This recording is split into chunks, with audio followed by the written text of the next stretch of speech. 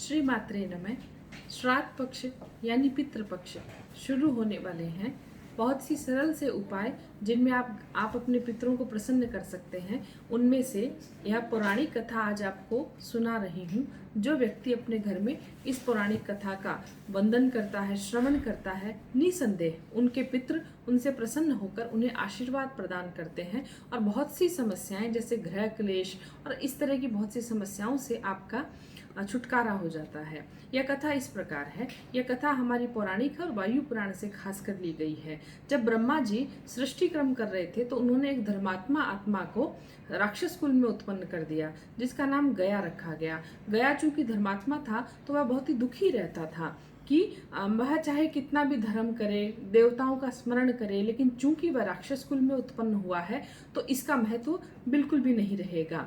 उसने भगवान विष्णु जी की बहुत लंबे समय तक तपस्या की और विष्णु जी जब उपस्थित हुए तो उन्होंने यह वरदान मांगा गया ने कि मेरे शरीर में आपका वास हो और मैं जहाँ भी जाऊं, जो भी मेरे दर्शन करे, जो भी मेरे संपर्क में आए, उन सभी आत्माओं की मुक्ति हो, उन्हें मोक्ष प्रदान किया जाए।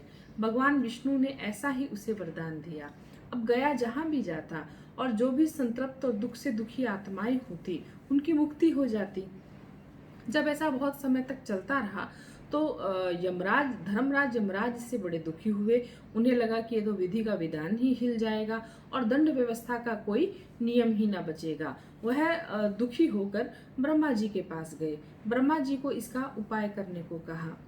ब्रह्मा जी ने युक्ति पूर्वक गया के पास गए और यह कहा कि चूंकि आपके शरीर में भगवान विष्णु का साक्षात वास है, इसलिए हम यज्ञ करेंगे आपके शरीर के ऊपर। गया बड़ा प्रसन्न हुआ। गया के शरीर पर शिला रख दी गई। सभी देवता उस पर आरूढ़ हो गए। यज्ञ शुरू हो गया, लेकिन चूंकि वह उसकी आत्मा में बहुत ज्यादा बल था तो उसके बाद भी वह चलायमान रहा। इसलिए भगवान विष्णु का स्मरण किया गया और जैसे ही भगवान विष्णु उस शिला पर आरूढ़ हुए, गया चलायमान से वहां पे स्थिर हो गया, अचल हो गया। और यही स्थान वह स्थान है जहां आप बिहार में गया जी तीर्थ के नाम से जानते हैं। गया ने भगवान विष्णु से प्रार्थना की कि मैं स्थिर तो हो जाऊंगा, लेकिन ऐसा आशीर्वाद दीजिए कि यहाँ आके जो भी व्यक्ति अपने पितरों के लिए जो भी पूजा अनुष्ठान करे, शुभ कार्य करे, तो उसके पितरों की मुक्ति हो जाए उनका। अगर इसलिए आज भी विधान है, यहाँ तक कि श्री रामचंद्र जी ने भी अपने पिता दशरथ का इसी गया में जाकर पिंडदान किया और बहुत सी ऐसी धर्मात्माएं हुई जिन्होंने अपने पितरों का तर्पण, पिंडदान, श्राद्ध गया भूमि पर किया है। अतः जो भी व्यक्ति इस कथा का 15 दिन तक अपने घर में श्रवण करते हैं, वंदन करते हैं, उनके पितृ उनसे प्रसन्न होते हैं।